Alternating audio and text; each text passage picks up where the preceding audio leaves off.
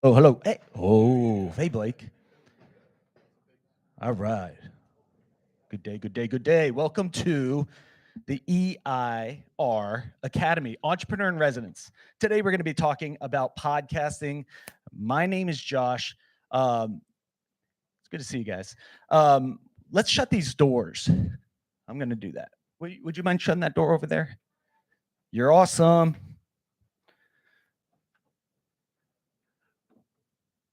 All right. Are we recording on YouTube? Cool. So guys, guess what? Like if there's something that I say today that like sparks your interest or something, you could always go back to our channel.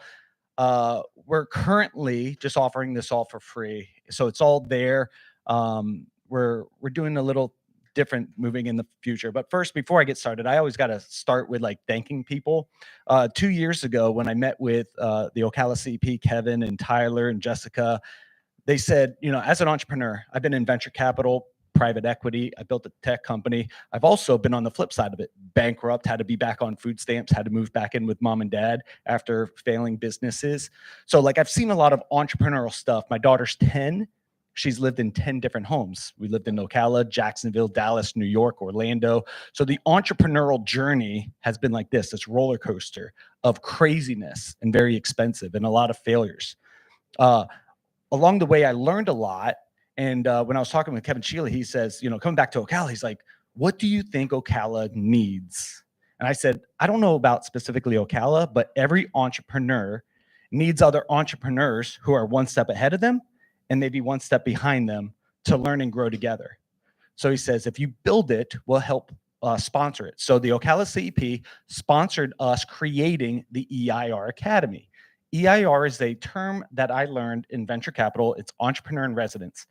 What they did in the VC firm that I worked with is they would take a new entrepreneur who has no clue how to do anything, and then they would put them associated with other groups that were building awesome stuff. So I got to learn alongside of investors. So when people are pitching all day, how do I get money? How do I do this stuff? I was listening in. Siri, send. Siri, do. I love when like that goes off. I'm like, Siri, tell mom I said hi or whatever. So as I was learning, sitting side by side with the investors, I would hear these pitches about money. How do I get money? And I want this money. And then they would say no. And then we would get in the car and they would say, do you know why we said no? That was valuable. And then on the flip side, I would hear like different types of pitches and they would say yes. And I said, why did you say yes? So the entrepreneur in residence was that opportunity to learn. I said, Kevin, this is what we need. We need a community where we could be transparent, talk about things, talk about our problems, talk about mindset, talk about growth, talk about sales, cry together, close down companies together, celebrate together. So that's why we created this. So I got to thank Kevin. I got to thank the Ocala CP for seeing the vision of this and building it. We validated the idea, and we're going to take this and bring it national. All right, we're going to do it in a few ways, but this is going to be, and I'm letting the cat out of the bag a little bit. This is the last one we're having here through the Ocala CP and through this thing. The next one we do in December will just be a drinking party. I'm going to bring some booze and some cookies. She's going to help make a cookie for us, a really cool microphone maybe, so you guys can eat the art, right? So that's going to be the last time we gather officially like this. We validated the idea. That's the purpose of business, is to test something out, validate it, and then grow it and scale it. All right. So I want to thank Ocala CP for doing that and Tyler for helping make that happen. Through the EIR Academy, 2 EIRs ago, we had a billionaire sitting up here talking about how to build and sell businesses. We've had family offices come in. We've had the Angel Capital Association, which is the largest angel network investors. We've had venture capitals come through. The power of network. If you guys learn nothing else from our conversation today, because we're going to talk about podcasts a little bit, right? That's the math. If you learn nothing else or hear nothing else, making connections with people is the most valuable thing you could do as an entrepreneur, right? So another person I want to thank is Mr. Chris. Chris has helped with the tech on this, putting slides up, making sure it's recording, making sure it's on YouTube, and helping us validate some of our business things. So Chris, why don't you tell us a little bit about you? Hey, I'm Chris. I'm the founder of Ari. It's a start-to-finish real estate investment platform. I founded a couple other companies. We're into almost 20 or something like that now in the last 10 years. Ari is just my latest one. I really like companies and building stuff. Cool. So thanks, Chris. All right. So let's start with this. I'm going to give you brief background. Then I'm going to ask you guys some questions.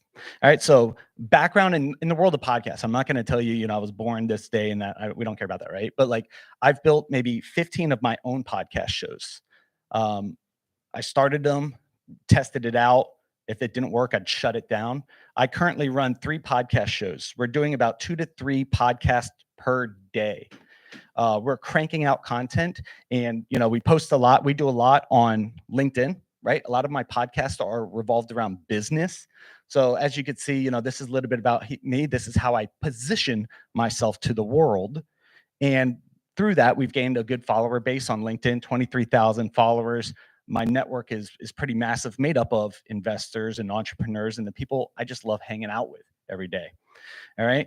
So I currently run 3. One of the shows, which I'll talk about in a minute, has hit top 5% global popularity. So for podcasting, one of my shows is top 5, and that's Uncensored Advice for Men. So I said we'll go that to the last, but okay, yep, click on that.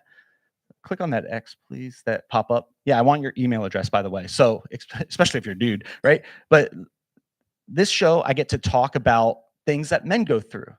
I get to talk about men's topics. I've interviewed pastors, and like what should we believe? I've interviewed porn stars. I asked a bunch of questions there.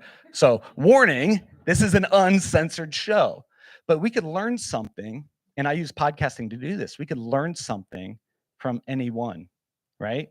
And this has given me the ability. The next show I want to show you guys is called The Deal Scout.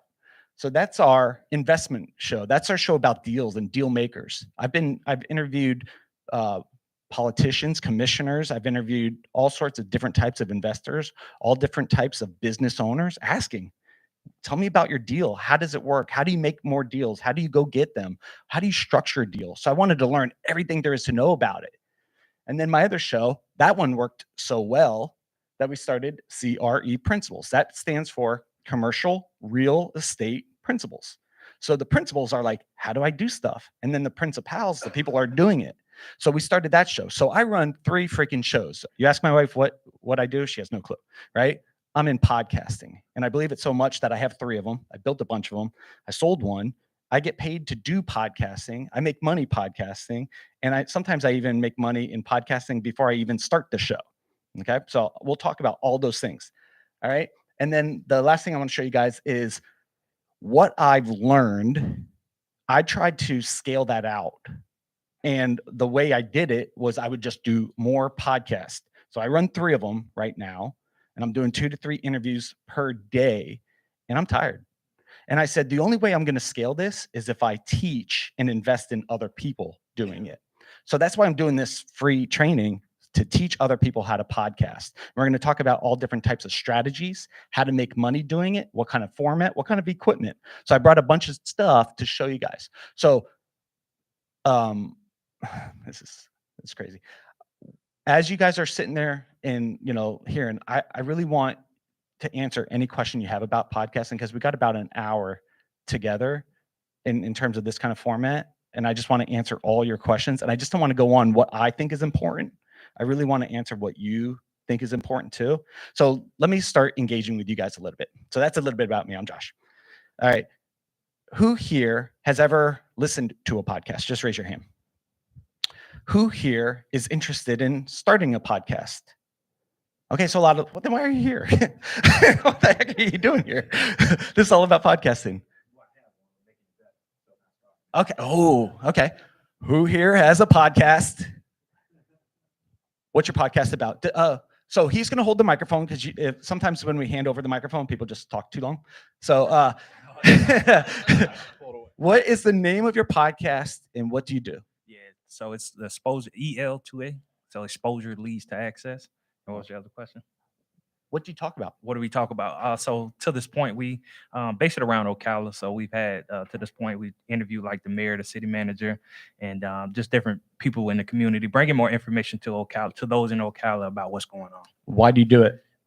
Because I run a nonprofit, and it's geared towards youth. And we wanted to connect the older. Well, I don't know if older is the right word, but Old older, gray heads. get Yeah. more of the adults and be able to engage them in what we do as well.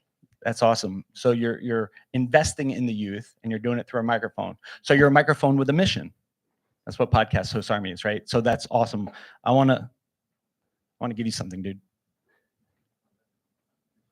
Yeah, man. What's your nonprofit called? Hold on. Yeah, that was the first cool gift I gave away. What's the name of the nonprofit? Cut different. Cut Different. With a K-A-T, Cut different. Awesome. Will you pull that up later on? Yeah. Okay. Y'all should give him some money. I'll give you some money too. Who else has a podcast in here? Back. It's called The Catalyst, and it's a CEP podcast on bold leadership in the Ocala Metro. So I do our CEP podcast. Awesome, awesome, awesome. How many episodes have you done? We're about to post our 7th, so it's new. We do 2 a month. Yeah. What's your favorite thing about it? People. I mean, I get to interview business leaders. I get to interview community leaders. So I just interesting people. Yeah. And I love posing the questions and learning more about them in the process as I prepare for the podcasts. So we've talked to 2 people about their podcast, and the thing that they mentioned is incredible people that they met. Remember, one of the first pieces of advice, if I could give you anything, it's you get to meet great people. I can knock on your door all day long and say, hey, I got a product or service. Will you sell me? Would you buy something from me? Invest in my nonprofit? Would you invest in my business? And you're going to get I used to cold call people or knock on doors, and the conversion rate, getting a yes, is like so low. It's like 3 to 4%. So I can go out, knock on 100 doors, 3 to 4 people may talk to me. 1 person might buy from me. That's a 1% conversion rate. You go to the same group of people and say, hey, you look really awesome and smart. I have a podcast show focused on this. Would you be open to an interview where I can, maybe get some of your wisdom? Your conversion rate's going to go through the roof. 20, 30, 40. Mine's up to like 60%.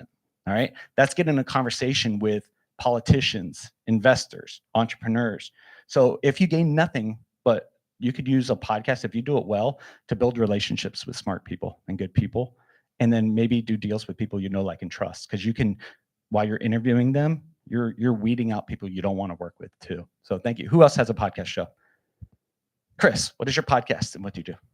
Mine's the Top Investor Podcast. We talk to real estate investors and those that help real estate investors. Cool. So you talk with investors all day long. What's your business, Chris? I have a real estate investment company. Okay, so you're talking to your ideal customer, right? Yes. All right. So if you called those investors and you asked them, hey, would you mind investing in commercial real estate or in these fix and flip properties? You've tried that before and you've done that before. Yeah. No. And they got a lot of doors slammed in your face? Yeah. People don't give you money when you're asking for it. Yeah. But hey, would you like to be on my podcast show? And people will line up. Yeah. Yeah. So if nothing else, guys, you could start a podcast show just to have interesting conversations and do business development for it. Now, your guests will feel it if you don't do it well. They know they're in a sales pitch, and you'll get a lot of no's right off the bat. But it'll still be better than the no's you get from knocking on doors. So even if you do it poorly, it still works. All right, who wants to start a podcast show? Dr. Wilson, not related. No. Much better looking than my brother, though. I might have been. Don't take that the wrong way. None taken. Yeah, Florida International Teaching Zoo. I'm kind of in transition. We've played around doing some DVD programs over the years. We've done some other stuff too. I think podcasting is where I need to go, and I want to start a book too. And a lot of my experiences, quote, with animals and animal people are because I'm a dinosaur in the zoo world. They need to be somewhere because we all stand on the shoulders of giants. Oh, that'd be an interesting title, by the way. So Something we like all that. stand on the shoulders of animal giants. Maybe something like that. But all right, so let's just say we start a podcast show and I invest in your podcast show, which we'll be doing that, by the way. We're looking at options to invest and grow other podcasters in their businesses, right? So if I invested in you, what kind of return would I get? Well, we're not for profit, so you're investing in me for the non for profit part of it.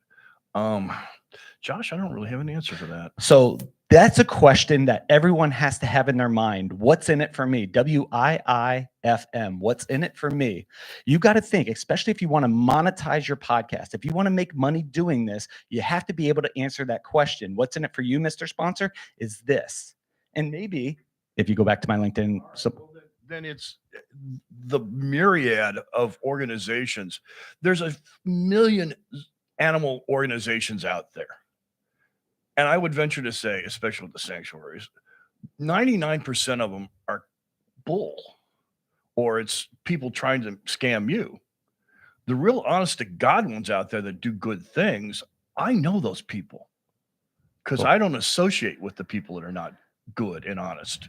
Okay. So the better you get to know your value proposition to potential sponsors, especially if you're looking to make money or drive money to your nonprofits, you have to be able to answer the question to the sponsor, to the potential partners, to the affiliate relationships, what's in it for them, right? So be thinking of that, because what we'll do is we could dig deeper with each one of you guys if you guys want, but have that in your mind.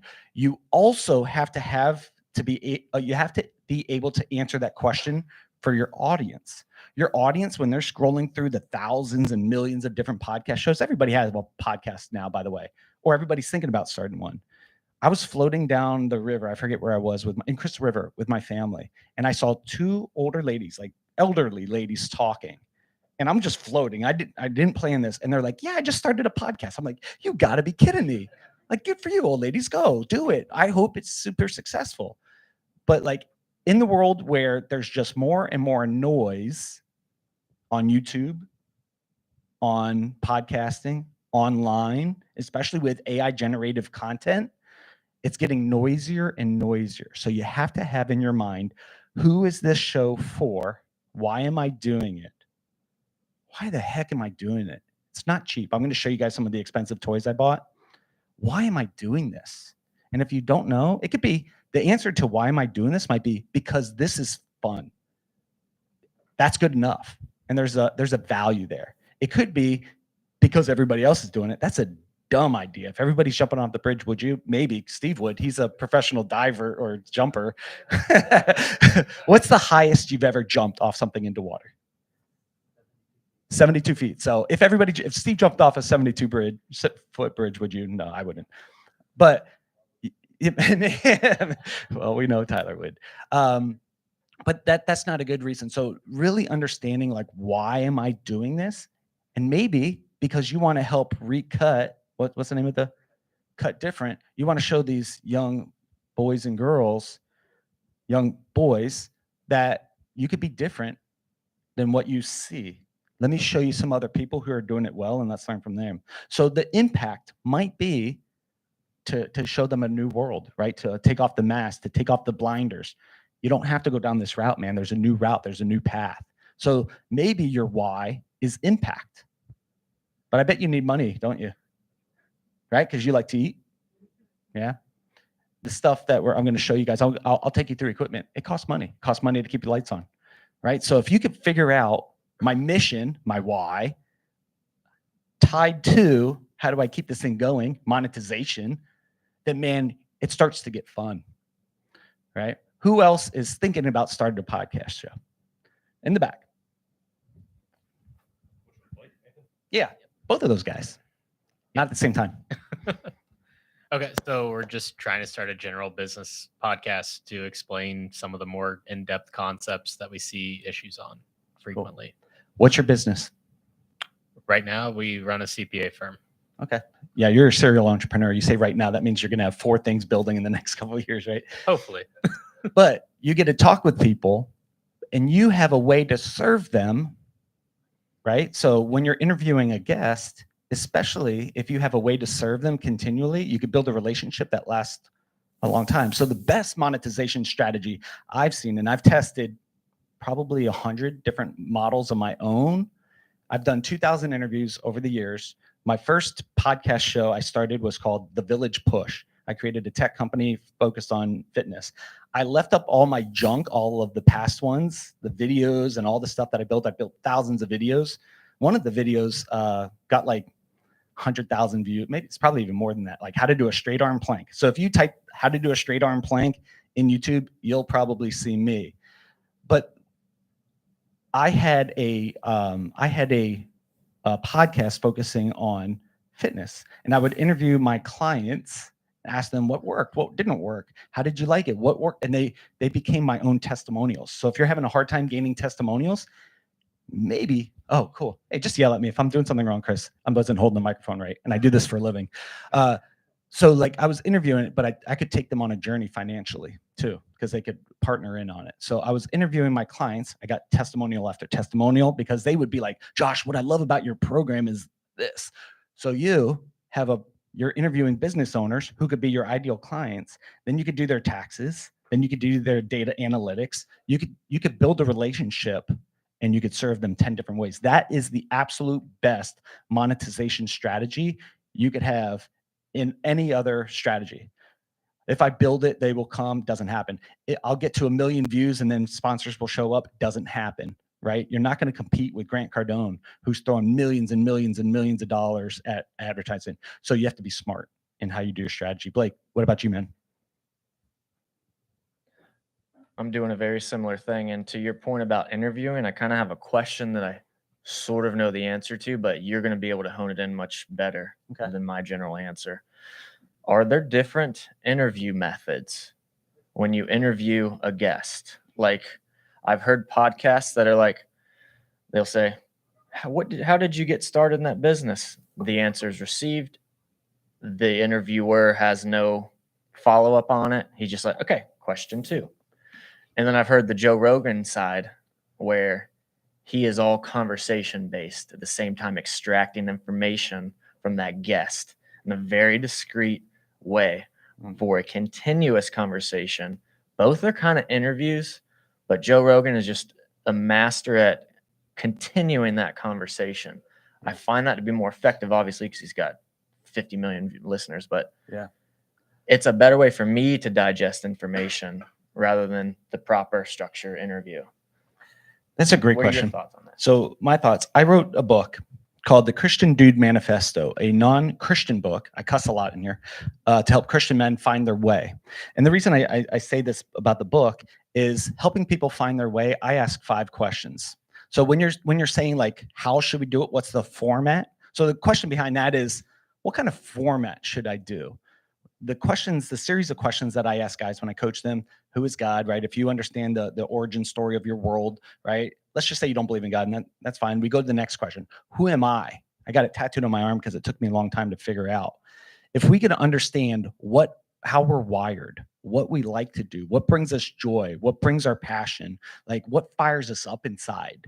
I'll tell you, when you do that behind a microphone and with someone, they'll feel it and you'll feel it, and there'll be a different conversation. So to answer your question, I would say, how are you wired? What is your natural lean, your natural bend? Build your show to fit you, not to fit anybody else. Start with like, I like long form conversations. I'm curious about how people started. I'm curious as to know, like, all right, forget the money for a second. That's cool. Like, we'll talk about money and we'll make a lot of it together. I want to know, like, what was the biggest thing you've struggled with? Like, how did you overcome it? So, like, I want to dig into that. And then I might talk 1% on commercial real estate. On my shows, if you listen to that, you'll be like, I thought this was a show on commercial real estate. Yeah, we'll talk about it a little bit. And then I'll take that video clip and I'll put that out there. And we've put together a ton of deals because of that. But for me, the way I like doing it, you got to build things the way you like it, or you show up with a job. Nobody here wants to create another job for themselves. So do it in a way that brings you joy. The next question I ask dudes is, who do I serve? Because we're all here to serve people, right? Who do I serve? That's your ideal customer. That's your ideal client. That's your ideal partner. So if you can tie up who you are and what you love doing, talking about and showing up, you can do it every day. It's not a job for you. Tied to, on the other side of the microphone, the person that you love doing it with, bro, you have just created a win-win for your world. Then if you answer the question, what do I do for them? That's where the money starts happening. That's where you could go, oh, I'm really good at business systems, processes, AI, content creation, fill in the blank, whatever that might be, right? So start with, I would look at, in terms of format, we're gonna talk about different types of format. Who are you? Like, what do you really like doing? What do you like talking about? What do you enjoy doing? Like, what are the things that light you up inside? Because when you show up with a microphone, you're like, I'm going to talk to you guys about, Excel spreadsheets. You guys are going to all walk out, throw eggs at me and walk out. But if I start talking about money, business, passion, purpose, it juices me up. So I would say start there. Then who are you going to, who are the people that you want to spend, as an entrepreneur, entrepreneurs are the only people in the world crazy enough to leave a 9-to-5 job to work 5 a.m. to 9 p.m. So if you're going to spend that much time with people, make sure you like them. Right? Do you have a follow-up? One little follow-up on the Excel spreadsheet thing. He loves it. If you're telling me, here's what an Excel spreadsheet is like and all this stuff, yeah, I'm going to go to sleep. If you and someone else are going back and forth brainstorming, ideating about Excel spreadsheets, how you can better yourself, better what you're doing, I'm like, okay, let me extract some info from what they're saying as the third party listener. So you love hearing other experts talk about a specific topic, going to each other and then digging into the whys behind it and this and that.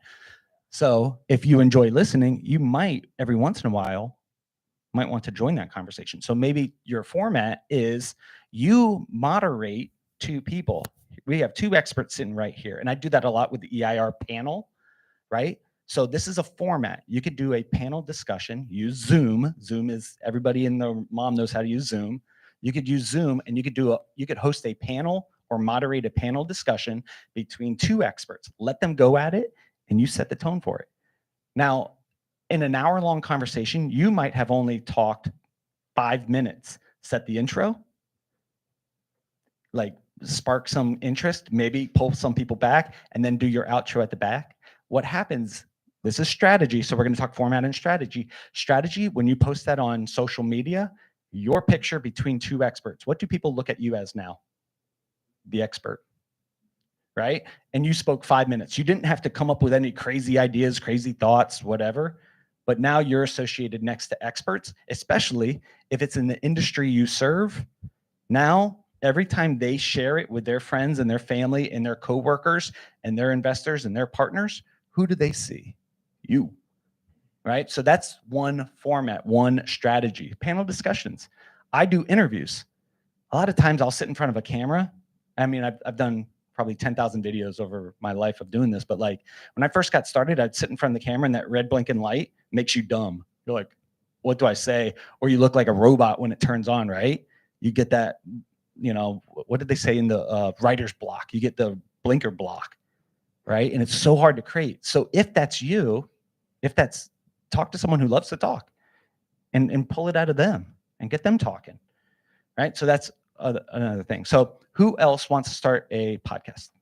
Right here, right up front. We're going to make Chris get his steps in today. What's your name and what podcast do you want to start? Christine Rossiter, Hypnosis and Holistic Services. Yay. Sorry. That's great. I've got like 4 businesses that are all tied together. Sure. And it's like when I think of doing a podcast, it's like, okay, how do I start? Where do I go? And it's like, well, why would I want to do my own? Why can't I just come on your podcast? Why should I have you on my podcast? Because I'm fun and I'm interesting and what I've got to say with, So, do you see that? So this is called guesting. Okay. So a strategy and podcast. Do you have any more to add to that? Because we're going to talk about guesting on other people's. Thank you. So I love you. And we will talk more about that. And I want you to think of any other questions. And I'm not trying to be rude, but as a podcast host, I've invested over $100,000 in equipment, in technology, in coaching, in training. I've invested a decade of my life trying to learn this stuff. So when I have PR firms all day long, I have a special category and tag on my email. When a PR firm pitches me about someone, it goes in there automatically and I don't even see it. Every once in a while, if I want to guess, I'll scroll through there and I'll pick someone. So all day long, people are going, I want to be on your show. I want to be on your show because you have a microphone. That's valuable, guys. So if you have a show, you're going to get this, and that's cool at first. And it's cool to have 20-something thousand followers over here, 40-something thousand followers over here. That's cool at first until you have to start paying someone to manage your emails. Okay, so before you guys want a big-ass audience, you really start thinking through, like, do I really want a ton of followers who aren't going to pay my light bills? right? But when it comes to guesting, so a strategy of podcasting is I'm just going to get on someone else's podcast show. So Josh invested 100K into all of his doing, and he's gone, he's already gone through the failures and he has a big audience. I'm just going to go on Josh's. The question you have to answer for Josh or for any other podcast show out there is, why should I give you access to the people who trust me and follow me? Because I'm fun? You are. But if you're not serving them, because my job is to serve them, if you're not serving them, the answer is no. So when you're looking at the different shows, CRE principles, Carl, right? So Carl has done commercial finance for a long time. So if Carl comes to me and says, Josh, I want to be on a podcast show. And I go, what do you want to talk about? Commercial real estate finance. Oh, that's interesting. I have a show for commercial real estate finance. What could you teach us? Well, I could teach you about cap rates. I could teach you about internal rates of return and cash on cash returns. And I could talk to your audience about that. And I go, they keep asking me about that question. I don't know the answer. Let's ask him, right? So if you can match as a guest, this is what's in it for your audience, you're more likely to get a yes to get on their show. If you could answer 2 questions, you're going to win. This is what's in it for your audience. And you as the host, this is what's in it for you. That's a yes. So if someone came to me and said, hey, Josh, I want to be on your podcast, Uncensored Advice for Men. I'm a men's health coach, and we're dealing with a lot of suicide for veterans. I have a special spot in my heart for that. My dad was military vet, Purple Heart, wounded, badass dude. I was a firefighter paramedic. So you already have we're already talking the same language. We all deal with PTSD. We all deal with traumas. So you already have my attention right off the bat. So I'm like, okay, my dudes in my audience could really use this information because I don't want another one of my friends killing himself. Okay. So you already got my attention. Now, if you go, and I happen to have an email list of 300,000 veterans and such like that, that I'm going to promote your show to. Now I go, for me, this is going to be impact. So I'm going to get, when I said what's in it for me, this is a question, whether you like it or not, we're all asking ourselves all the time. So if you could come to me and you say, I want to serve your huge audience, and I happen to have my own huge audience that I'm going to share this with, I'm going to send out 10 emails promoting the show. I'm going to put you on our social channels, which has all these followers. You're tickling my ears, right? Because you're telling me I'm going to serve your audience and it's going to benefit you. It's a win-win-win. Win-win-win. That's how you be a guest on someone else's show. I've had people show up to my show and they've gone, this is what's in it for your audience. I'm like, that's awesome. This is what's in it for you.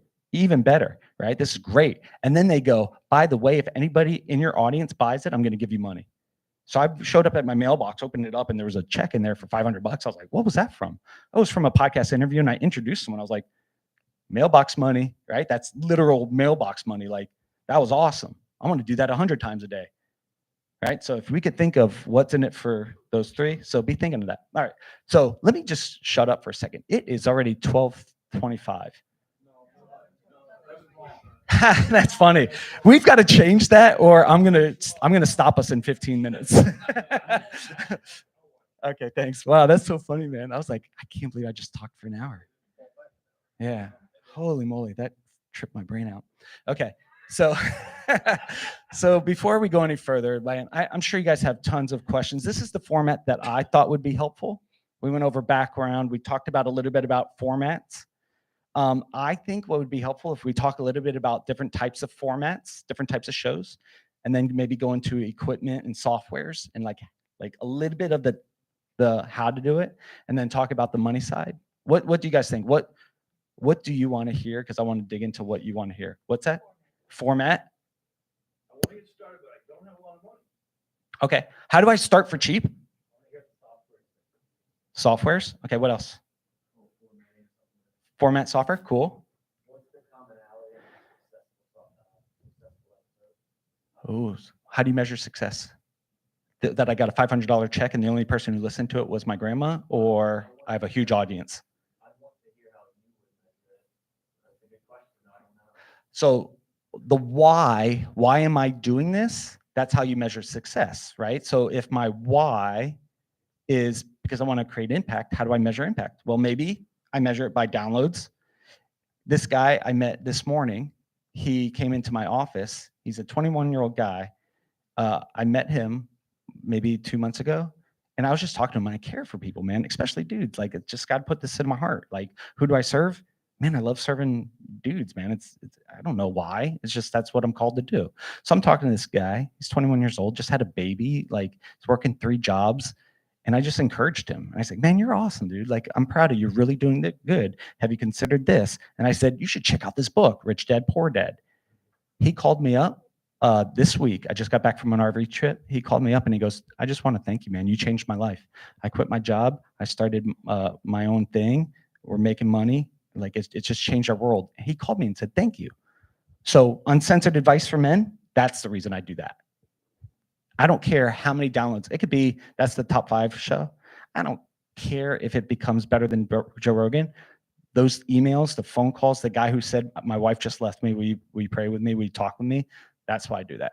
The money shows, I can't keep those going without making money, right? So really, when you're looking at why am I doing this? How do you measure success? Which one works better or not? You have to know like how do you measure, what is success? And then how do you measure that? You have a question too? Or you just? There's thousands of people every day that want to be on your show. If you can ask a similar group of questions and be curious about who they are, you'll never run out of content. There's something built into us as humans that we want to share our wisdom, our knowledge, and our experience. Guys are worse at it than others. We just want to, this is what you should do, and then walk away when the questions get hard. Women are a lot better at communication and about communicating and about talking about feelings and emotions, such like that. So women podcasters typically, and I don't want to be just generalistic here, right? Typically do better in terms of forming relationships, conversations, creating content and such. They're just typically better at it. Guys are a little bit more rigid and we care about what people think and, you know, like, are they going to think I'm this or that, or am I going to get canceled, which I have been, right? Like, are you going to, those are the fears that, you know, I think everybody has, but I think there's something in each of us that wants to share with the next group of the world. What's up? For me, I want to hear more about promotion and building relationships. Again, not the level of going viral, but just to kind of steadily start building. Yeah. How do we grow an audience? Okay, cool. So let's start with formats. There's different types of Can you turn that off now? I think you guys got the gist of this. Up at the top, there was a sponsor. Did you guys see that? Click here and get commercial real estate finance. We've put together a couple $100 million worth of deals through our shows for commercial real estate, right? So podcasting works. Format. There's different types of formats. One, you could get a microphone, you could sit there and you go, hi, my name is Bob. My name's Solar Trainer Paul. Today I'm going to talk to you about solar. Here's the things that, you know, here's the top 5 reasons you should get solar on your house. And on the next episode, I'm going to talk to you guys about the cost. On the next episode, I'm going to talk. So you could do a monologue into this. Hey, I get this question asked all the time about solar, right? So I'm just going to share this with you. And if you think someone might need, you know, this content, please share it with them. Right? So if you have questions about solar, talk to me. My name's Solar Trainer Paul. So that's a monologue, right? So it's you just talking to a microphone. I struggle with that, right? So I can't do that. There's an interview format where it's like, what's your name, love? Hey, Kendra, my name's Josh. On today's show, we're going to talk about Kendra. And what's your favorite thing to focus on? Helping other people, Doing what? just being a better version of themselves. Why? Because I like being around like-minded people. And I mean, I'm trying to be a better version of me, and I want to be around other people who are also trying to be a better version of themselves. What's your favorite resource to go to learn how to be growth-minded?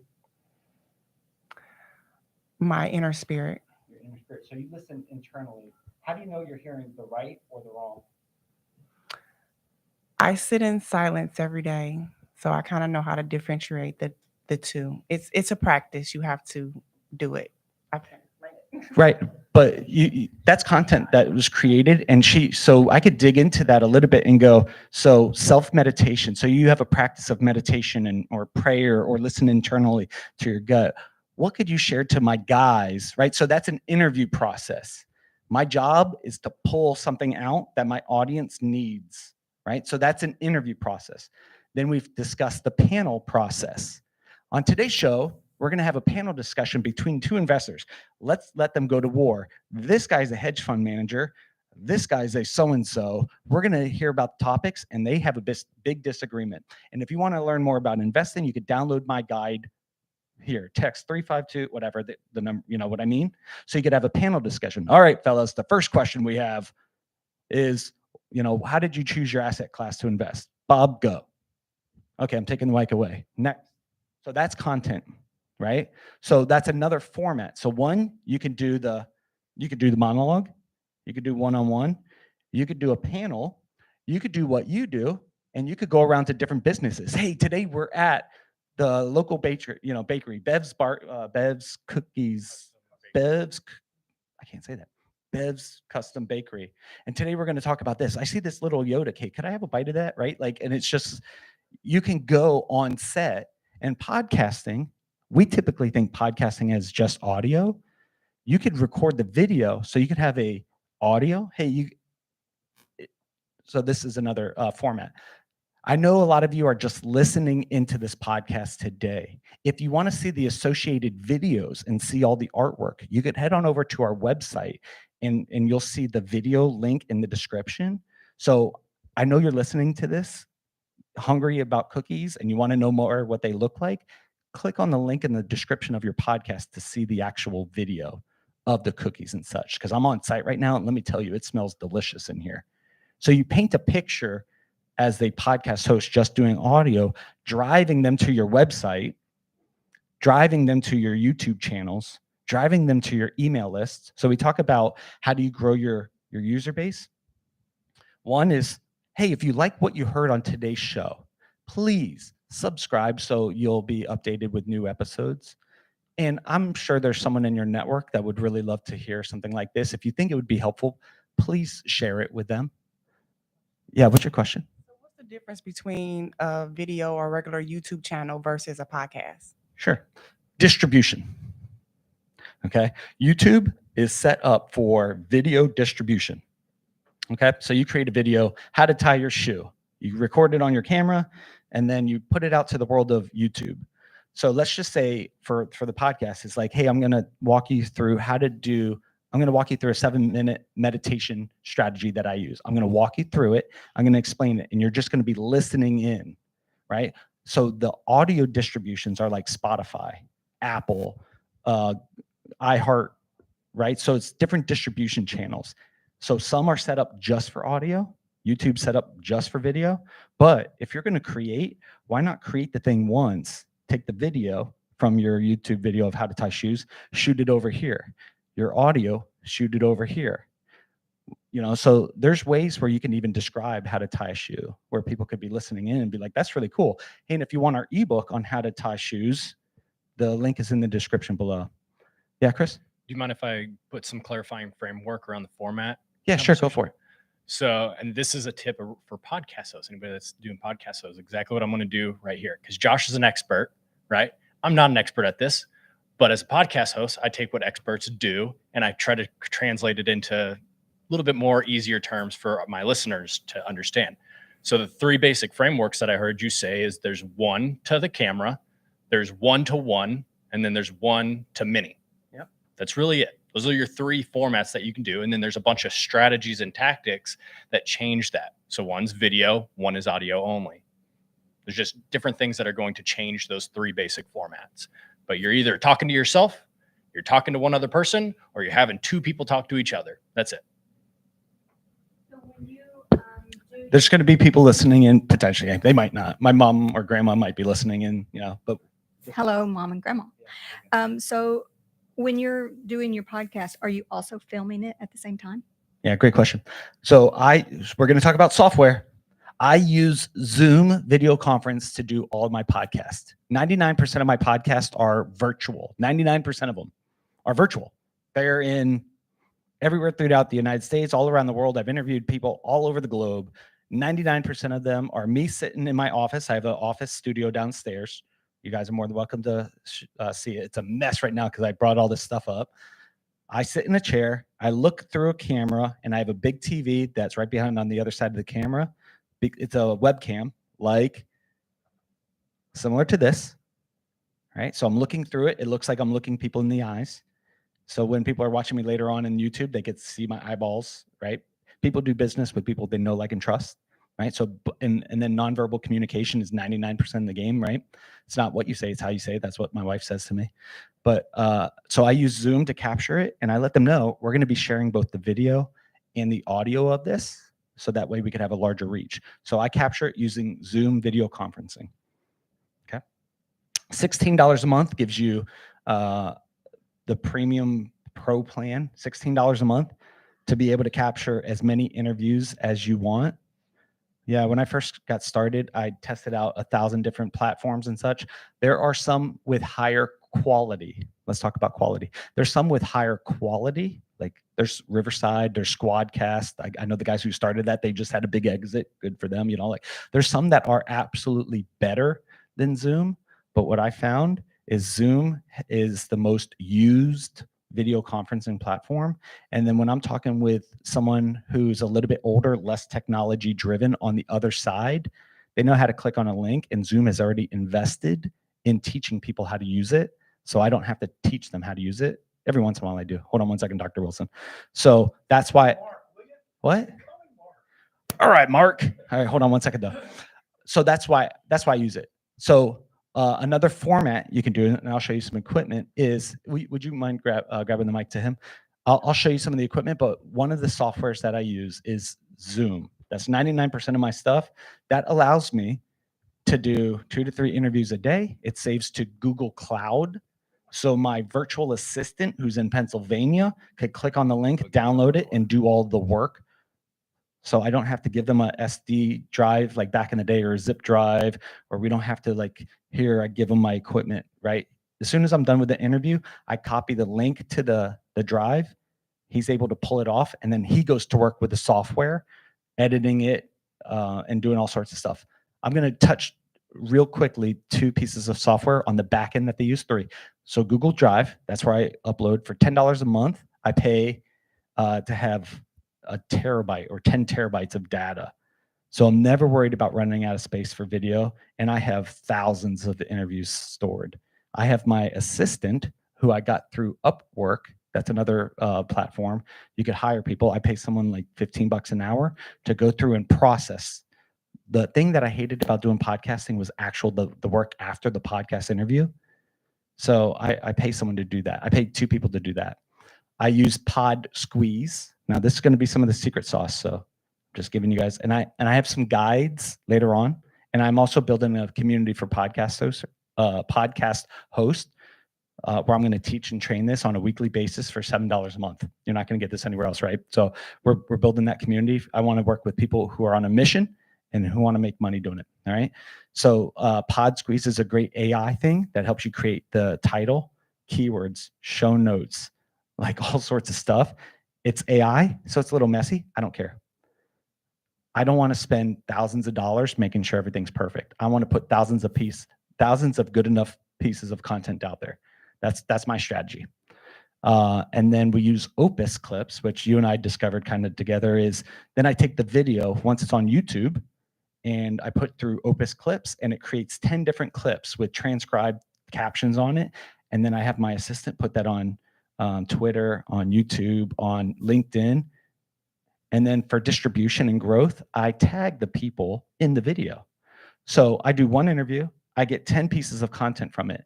When I post it on LinkedIn and my other social channels, they're getting tagged 10 times. They're getting in front of my community, but I'm also stealing theirs, right? So when it talks to growing your community, that's the way to do it. Let's talk to Mark. Mark, what's your question? Jeez, you threw so much out there at once. Good, buy my guide later on. So basic webcam, then you're monitoring on your laptop or TV or whatever. The other person needs basic Zoom, right? Basic Zoom. What about microphones and stuff? We'll talk about equipment in 1 second. We have one more question. That's a great question, and I'll show you all of my, that sounds weird. I'm going to show you equipment. The other thing too, because you throw all that out there. Once you've created all your titles and all that other stuff, I get the clip thing. That's great. Yeah. I like to do the raw stuff more. I don't want to, because the things that I get when I'm talking to some of these people that have done on the DVD programs and stuff, they're there. We're interviewing. We're talking back and forth. And like you said, it's like 1 or 2 questions that I start it with, and then I just kind of let it go. Yeah. And boy, the stuff we come up with sometimes, but the looks on people's faces sometimes sells what they're saying. Yeah. So this is a good point. We all here. All right, let me just ask, who here wakes up sometimes feeling insecure, not good enough? Just me? You liars. You freaking liars, right? No, we all have this thing, imposter syndrome, where we're scared about not being good enough, where we create something and before we hit that publish, that first time you hit the publish, it's so hard because you're your own biggest critic. How many times did I stutter? How many did I, Mark was asking me if I zipped up my zipper, right? Like we have these fears of being uncovered or being not the expert or whatever. So if you're humble about it and you let people know, hey, I might not know this answer, but I'm going to try to find out. That's why I'm doing this show, to learn more about commercial real estate from the experts. And I'm going to share that with you. If I'm wrong, I'll say, I'm sorry, I'm wrong. I used to edit out all of my ums. I used to edit out all of that. And what I would do is I would do an hour interview, 5 hours worth of editing. And I became so critical about content creation that I stopped creating. And then I got sad. So now I create it and I go, I did an interview the other day. I had a night, I went on a date with my wife and I drank too much that night. It was just fun. We had someone watching the kids. The next morning, I had a really big interview and I bombed it. I've done 2,000 of these, but I was hungover. I was tired. I didn't sleep good. And I know that I didn't show up well. It happens, right? I still published it because there's someone out there who needs that message. There's someone out there who could gather it from you. And the next time I do an interview, and that guy has already sent us business. He sent us a $70 million deal that we're working on. And that was my worst interview ever. Terrible. I know it. Because even during the interview, I'm like, I bet I look drunk. I bet I'm wobbling. It was like at 9 o'clock in the morning, right? So I would say, let me encourage you guys with this. Create. Seth Godin says this: create, ship, move on. Create, ship, move on. Do that 10,000 times before you worry about making it better. Get really good at creating and shipping. Otherwise, you're going to be your own critique and you're going to stop creating art. She had a question, then we'll go back to you, Mark. Right? Does that make sense, guys? Right? Like, don't go back and edit, man. It's just going to kill you. Now, if you're doing it for a TV show or if you're doing it for like a high-end production where you're hoping to sell the actual content, yes, you got to edit. We have courses. I have a course right now for podcasting strategies, which I'll give you all like, I think the first 5 people from this group who buy it will get 50% off, right? Sales, get really comfortable with sales, by the way. If you're going to be in the world of podcasts, get really used to asking for money and accepting money, especially to drive your mission forward. But I was like, oh, I don't know. What was your question? Yeah. So my first comment is my thing was I kept saying wonderful. I was afraid of dead air. I come from radio. And so every time there was just a little pause, I felt like I had to oh, wonderful. Like I had to reassure them that they gave me good content, and I catch myself doing that. So that was fear of dead air is kind of my challenge. But I was curious how you transcribe. So right now I'm using Otter AI to take basically my audio file, drop it in, and then AI creates my transcript. And then I it's not perfect. I edit from there, but I'm just curious if anybody else is using that or if there's something better. Because now I'm paying for it because I was using up so much of the allotted free hours. And so now I do pay a monthly. That's a great question. Okay. So wonderful. Look at that reaction that you just had when you. Give me a second. Really? Right, but that reaction, the laughter and the joy. Now, as a podcaster, I just brought that at you. Now, the next thing that you say is going to be gold. So then I say, what was so funny about that? All right, you like making cookies. Really, how many cookies a day do you eat? You're already laughing. You're having a good time, and your audience feels that. So mess with your guest. I'm serious. Have fun. Be a human. I was coaching a guy yesterday on this, and he was. So I'll get to your question. Don't let me forget it because I go on these rabbit trails. I'm ADD. I was coaching a guy yesterday, and we were talking about sales, and he wanted to create a no sales, no. I'm going to cuss a little bit, and then we. Okay, I'm going to. Oh, I thought you were waving. I was coaching the guy and he goes, man, I just want to create a platform where I go, listen, I'm not going to sell to you guys. I'm not going to come up here and ask for money or sell you a product. This is just going to be a no bullshit way to me to share this information. I just want to create value. And I called him a liar. I was like, do you have a product to sell them? Yes. Why are you doing this? To grow my business? I'm like, then you're lying to them. And they feel that and they know that. Instead, do this. Guys, this makes me feel really uncomfortable selling stuff to you. I hate selling stuff to you because I just really do want to add value.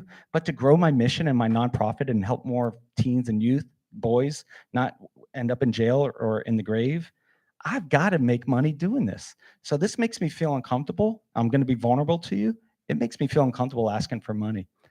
But I'm going to do that. And we have some products. I wrote a book and I would love for you to, maybe check out our book.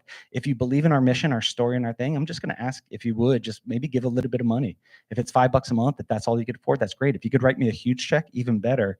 But I'm going to ask you for things because I need your help as a community to grow this mission. So if you believe in this mission, vote with your dollars. Give me some money so I could do it. So I think a lot of times we're just afraid. So when you're feeling awkward and you feel you need to lean into that, let the awkward build a little bit, mess with them a little bit, let the true emotion and the vulnerability pop up a little bit. And you could even expose yourself in terms of like, man, I don't know, like you just crushed it with that answer. And I don't know what best question to ask you next. Like, what question should I be asking you? Right? Put it back in their plate. Like there's times where I interview someone and I forget I'm doing the interview and I'm just waiting for them to lead because I'm so captivated by what they're saying. This happened the other day and I go, dude, you're really challenging me. Like I have no clue what to say next. And then he just took and ran with it. So like that unique, raw feel conversation, that's good. Lean into that. What you felt, play on that. It'll be fun. You asked another question about the Otter. So Zoom now has an AI summary generator. So I use that. I'm testing that out. Pod Squeeze is what I use. So I take the file and I upload it to Pod Squeeze. That creates the transcription, creates the show titles, the keywords, the tags. It does it. And it is probably 70%. So if I turned it in for a grade, it'd probably get a C. For me, C is good enough. No, it could just be audio only. Yeah. So it's good enough. For me, good enough is great. Right? I have people working with me, but like I don't make money selling the content. So I'm just going to make it good enough. Now you're in a different position because you're representing the CEP when you do this. So they're paying to do that. So you can do a little bit more on the editing side and you're not doing 2 to 3 a day. There's no way I could do 2 to 3 a day and have it at a 90%. I would say just be comfortable with never getting to 100%. It's just not going to get there. Even professional editors, like I bought books and such like that. And I'm reading, I'm like, I don't know how to read, but I know like that's wrong. Right. So like even the professionals are messing up. Look at the professional news anchors who are reading the things. I mean, our president, like you're reading stuff and you're like messing things up. Right. So like give yourself grace and just focus on creating. Equipment. Talk equipment. Okay. Mark, did you have? Opus Clips, OPUS, I get what you're saying. That's cool. Good. When I was doing these long-term interviews with some of these zoo people that are now on DVD and archives, we went 2 and 3 hours sometimes. Yeah. So that Opus Clip would be fantastic for that. I mean, we had to we didn't edit it down for the DVD program. It's like, hey, here's the DVD program. It's supposed to be an hour, but we got another hour and a half of content from this guy. Cool. How long is a podcast? So mine are typically 35 to 45 minutes in the sweet spot. Joe Rogan does 5-hour interviews. That would drive me nuts because I have to pee or like I might like go on this rabbit trail and I forget that we're even talking or whatever. So I would say whatever fits your format, but have your guest in mind, have your audience in mind.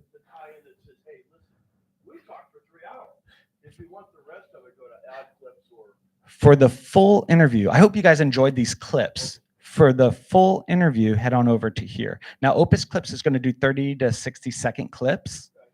What you might do is throw an hour interview out and then stop it, or maybe even 20 minutes.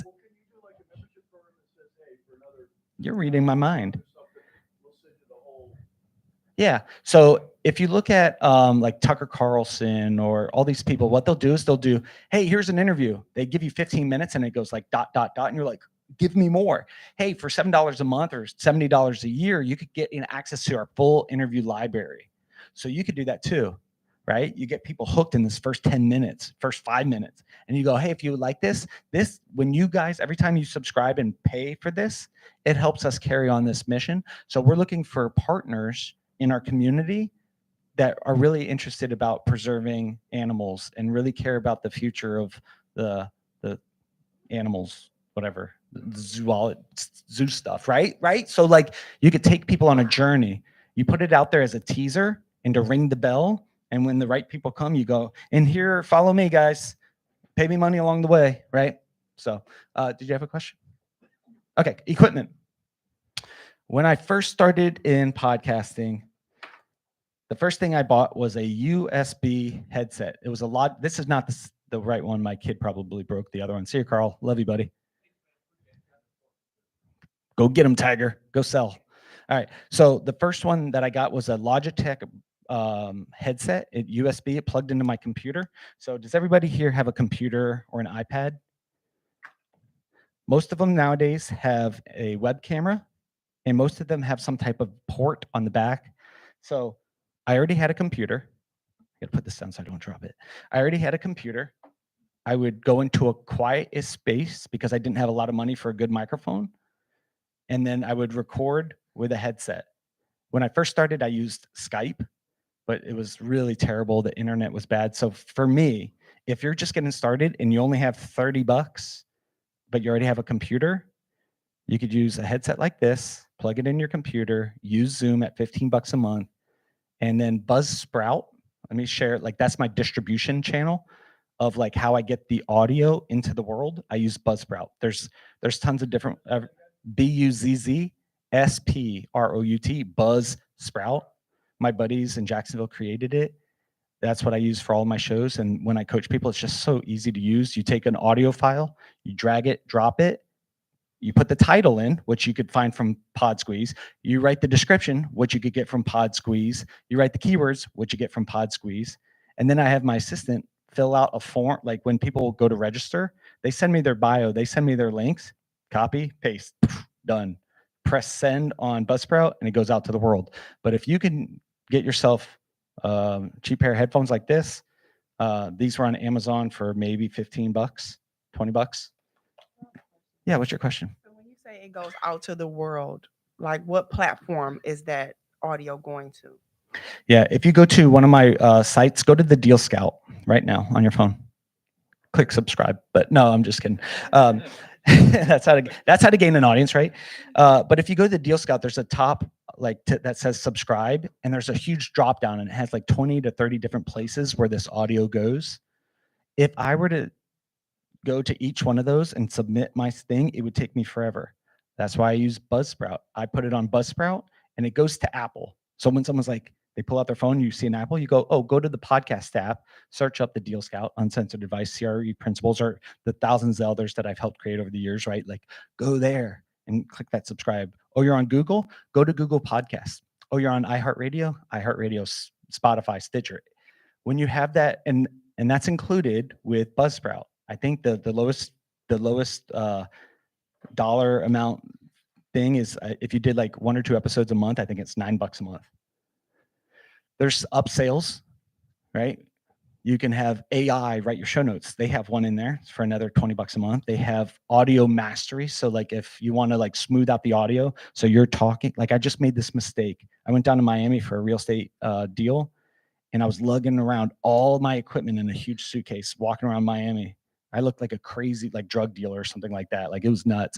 And I set up the studio, like thousands of dollars worth of studio stuff. I'm sitting with the CEO who's done billions of dollars worth of deals and such like that. And I'm interviewing him. And then when I listened to the audio, I didn't turn his mic up. So I spent all this money to get down there, hotels and all this travel, and I didn't do that. So there's software that could boost him up and make it better. So every once in a while, you might need to like set up your equipment well in the first time. You don't have to do that, or get some software and it smooths it out. All right. So that's how I first got started. If you didn't have that and you're like, Josh, I don't even have that, but I have a cell phone. When I was doing construction, I would be in the truck and I would put the cell phone, I'd clip it to the magnetic thing, and I'd be in the truck and I'd have my earphones in and I'd say, "Hey guys, today I'm working from the job site. So you might hear construction noises in the back. Please forgive me for that. But today we get to talk with an investor and I just wanted to take a quick call from the work truck," right? So, oh, there's the microphone again. But I would use a headset and my microphone to do that, and using Zoom or whatever you use. So even if you don't have enough money for a computer or a thing, if you have a phone, which most of us do, yours is flipped, so you might need to um, figure out something there. You can use this. Another thing we have is if you're going to be in person with people, you can have your phone and put it down. Or back in the day, we all had digital recorder. Maybe not all of us, but I had a digital recorder. This is a Zoom H1. It's $100. You could probably get them a lot cheaper. You could put this right between you two. And you're like, "Hey guys," and I always do this because I think about my audience in the back. I go, "You might hear a lot of noise in the background. We just couldn't find a quiet space to record this, so please forgive us. But this content was so good, I didn't want you to miss it." So I'm already like dropping their barrier in their expectations of sound. Because if someone goes to your podcast and they're running around and they want to hear something and they're like, "Oh man, that audio is bad," but if you just let them know right off the bat, "Hey guys, you're going to hear a train in the background. There's an ambulance. I just want you to know, but like I wanted to be on the job site with this person." So you could do something like this. Just set it in this in the center of you. Just make sure if you have something like this and you're putting it on a table, especially like certain groups of people, like they'll talk with their hands and they're like hitting the table. Imagine your audience running around with ear pods on, and then that loud bang hits the table, like blows out their eardrum. So a way to make it better is, this is called a lavalier mic. See these little things? You'll see news anchors where it like clips to their thing. This is a dual one. This was $20 on Amazon. It plugs into that Zoom recorder and then it clips right here. It only picks up the voice within a little sphere right here. So just this in your phone or in a recorder like this will improve it. I've even, when I interviewed, there's a guy named Greg McEwen. He wrote a book called Essentialism. One of my favorite books in the world. Like, it's so awesome. I interviewed him and I had a headset like this. So you see these people walking around town, these business people, and they have these headsets, right? You see these people with the Bluetooth headsets. I interviewed him with something like this, right? So it's like everybody has these fears of like, it's got to be awesome. It's got to be perfect. I got to buy this equipment. When I have this equipment, I'll start. I'm telling you, man, I've done interviews. Some of my favorite interviews were with really, really, really crappy equipment. But if you just let your audience know, like, "Hey guys, you might hear loud noises. You might hear background noises." Just drop their guard, man. Just, like, "Hey, I'm just doing the best we can. If you guys want better audio, send me money so I could go buy this cool stuff," right? So, this is Chris. This is one of the first microphones that I got that was like, I was like, "Oh man, I need a microphone that picks up better audio." So Fifine, you could look at that on Amazon. This is probably a $40 mic, $20 mic. Same thing as a headset. So it's a USB plugged straight into your computer, and it's a little bit better. So your computer speakers are going to suck, or your computer microphone. Don't use that. Get a microphone like the headset. If you're going to use that, like this, maybe $20, it's going to be better.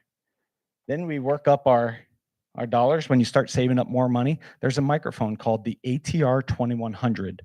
It's the microphone that looks like this. It plugs into your computer, or one of these fancy things. I'll show you guys in a minute. The ATR 2100 is a like indestructible microphone that it's a hypercardioid mic, so it only picks up what's front of your voice. So it's not going to pick up the kid screaming in the back. It only talks when you're like getting really close to the microphone. So that's called hypercardioid microphone. So you want a microphone like that if you're going to be in a noisy environment. All right. So the ATR 2100 is a $100 microphone. Even better, you see Joe Rogan use the Shure. He uses the Shure MV8 or the Shure SM8 or something like that. This is its baby version called the Shure MV7. On the back, it has two different inputs. You could either, or outputs. You could use XLR, which means you have to have a fancy piece of equipment like this, but it also has USB-C. So you could plug in directly to your iPad, your phone, or your computer. This is a $250 microphone. But this microphone, like when you talk, you have to be like right here. You're gonna get like, this is A+ sound. The headphones are like C, right?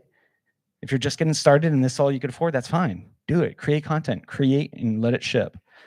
And then as you make more money with sponsorships and with some of the strategies we're learning today and over the, the time that we're going to spend together, save up your money, then buy the $20 mic, then buy the $100 mic. And then just think about, I'm going to be doing this for the next 50 years. So I'm going to invest a little bit. We got a question right here, Mr. Chris. So we work with wireless mics. So we don't want the regular, I guess, podcast feel, one and more free feeling. So right now we have like the little Rode mic. Oh yeah, we got them right here. Yeah. So these little situations. Yeah. So, but we're trying to figure out how to go about getting better audio, because with these, so on our podcast we have, so it's me and 2 other co-hosts. Yep. So we have a guest. There's 4 people. Sure. We use Switcher Studio. Cool. And so we have like 5 iPhones set up, and we're using Switcher Studio.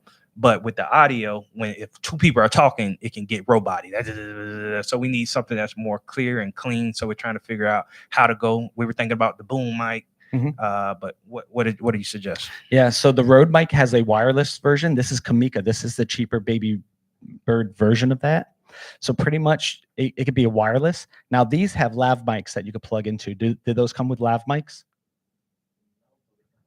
Yeah. So a lav mic, get a hypercardioid lav mic or something like that. So you can have those plugged into the people, and then it could be wireless. What I like about something like this, and what he's talking about, is it has a wireless transmitter. So I can set up my phone on here, turn on this little cool light, and I could hook it up to my phone, hook up that wireless, have the lav mic on, and be way over here recording and interviewing someone on camera. 99% of the time, I'm doing it via Zoom, virtual, but every once in a while, someone will come in. So I use my iPhone. I just gave away to a nonprofit. I had a really fancy camera. I'm like, I'm never using this thing. So I just gave it away. I use a phone. Like, you're using all your phones for Switcher Studio. Like, your phone is better than 90% of the cameras out there anyways. Like, it's so good. Just make sure before you hit record, put it in airplane mode. I made that mistake. I was in an interview, and then afterwards I watched and I was like, I got a phone call, and it cut it off. Right? Well, a lot of times what I do is I flip it so I could see the screen as I'm recording, and I could see the red like record thing. So I know, are people in frame? So I'm monitoring that. The next thing you could do is an iPad. So iPads are $300. They make great cameras. You could put it up, and it like captures it all, and it's a huge screen, so you can kind of see it or have someone monitoring it. So that's a good way to do that, but those battery lives aren't very long. And every once in a while, you have a frequency interruption between each other. So this is where you're going to start looking at audio interfaces. This bad boy, right? On the back, I could hook up 4 different microphones here, right? So this is the Rodecaster Pro, probably $500. You can hook up this and 5 of these really good microphones. So people are talking right into it. And then part of podcasting is teaching people, hey, when you're talking, you want to like be up on this thing, right? You want to be pretty close. Has a built-in pop screen, pop filter. You'll see a lot of people in the voice industry have something like this. This is called a pop filter, because pop, pop, pop. You hear that when people are talking. This cuts that out. But it doesn't make for a very good video because you can't see my face, right? So with the Shure, with a microphone like this, has it built in, right? So you might, this is called a pop filter. Rodecaster Pro, this is the version 2. It's $500 or $600. Yeah, mixers, right? So you might want to consider something like this. Yeah. Downstairs, I have XLR lav mics. It runs the wire. You could run the wires from under the table up their shirt, and they could have a lav mic that's plugged in, so you don't have to worry about battery life, directly to the back of this, and that'll be cheaper than trying to figure out. And what's going to suck for if you try to do it all wireless is if one of the batteries goes down or that there's that frequency interruption, you may want to consider, try it out, test it out. You can do wireless to this. You'll just need a receiver for each input, right? Because you want to make sure that you're mixing separate audio tracks. So let's just say you and I are talking, and this guy over here coughs really loud. You want to have your editor be able to just silence his real quick, so you're just hearing you and me.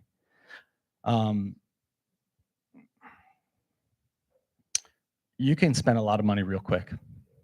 You know, the easiest, cheapest way to do it. You know, you have that's what is that? A Zoom Tascam. So in that, how many inputs does it have? It has 4 on the sides, and then so it has 8. Get 8 lav mics that are XLR lav mics. It's going to be brilliant sound, and he could be sitting there like monitoring the volume and all that stuff, and it could record on one device with 8 different tracks. It's probably going to be easier than trying to do wireless, and it's easier to monitor. Just be careful with wireless. Wireless is great for short little bursts and stuff like that, but there could be a lot of static and interference on it. Chris. Speaking on phones and how good they are, I bought this little tiny app for my phone, which hooks up to my computer to turn my phone into my webcam. And this was like $3. So you can't just plug a straight cell phone into a computer and use it on Zoom as your webcam. But if you buy a little app called Droid Cam for like $3 forever, then you can. There's other versions, these little things that they're walking around with that plug into your phone. I bought this set for $20, and I do all my openers for it. I mean, like some of the stuff doesn't have to cost that much money. Yeah. You definitely get quality, when you do. But yeah, it's a great point. There's so many different things that you can check out. For the Tascam, the same as the Zoom H6, is you could get these little mics that sit on the center. So you could, and they also, the Snowball and the Yeti, you can put it in the center and do an omnidirectional record. And you just tell people nobody hits the table. Keep your hands off the table. But you can set this or the Snowball or the Yeti. The Yeti is a $130 microphone. And on the back, it has 4 different settings. You want the one that looks like a circle, so that's omnidirectional. Point it straight up in the air, and it'll capture everybody's conversation around the table. That's the easiest and cheapest way probably to do it for you. But once again, you really focus on the content and trying to capture it as best you can for the budget you have, but just get it out there. It's still going to be good, right? Mark?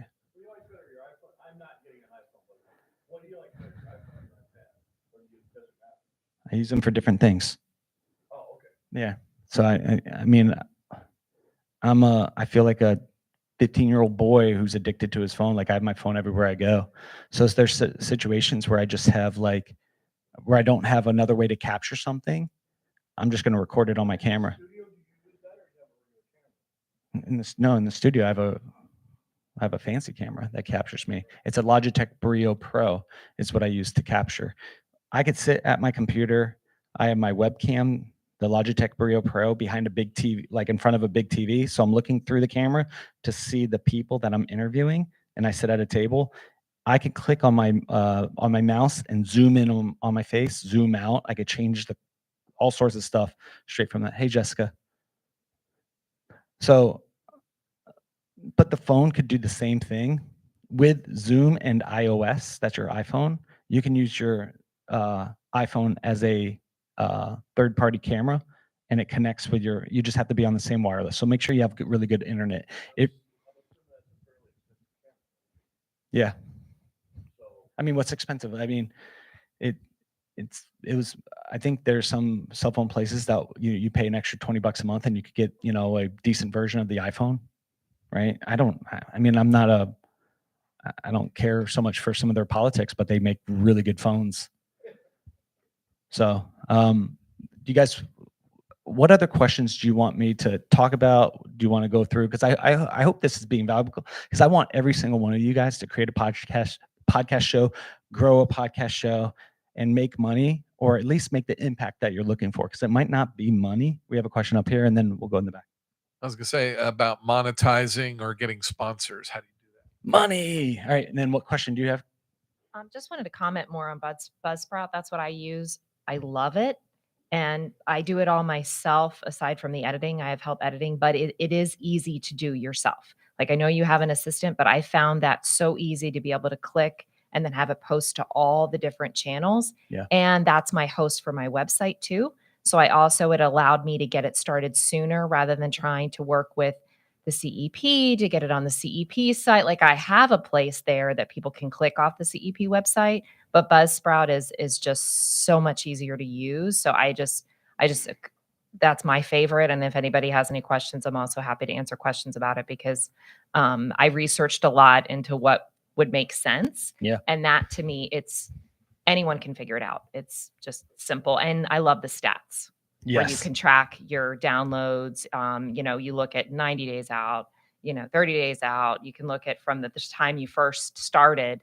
And I like that you can see all of it in one spot. You don't have to individually go into Spotify and individually go into Google and to get all your stats. It's just all right there, which allows you to, again, tell your sponsors how well things are going and things like that. So It's so awesome. Yeah.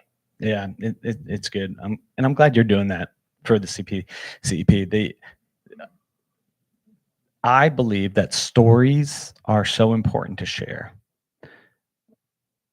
My belief systems is the way we learn and grow is through stories, and the way we pass on wisdom and knowledge is through stories. That's why I'm all in on this.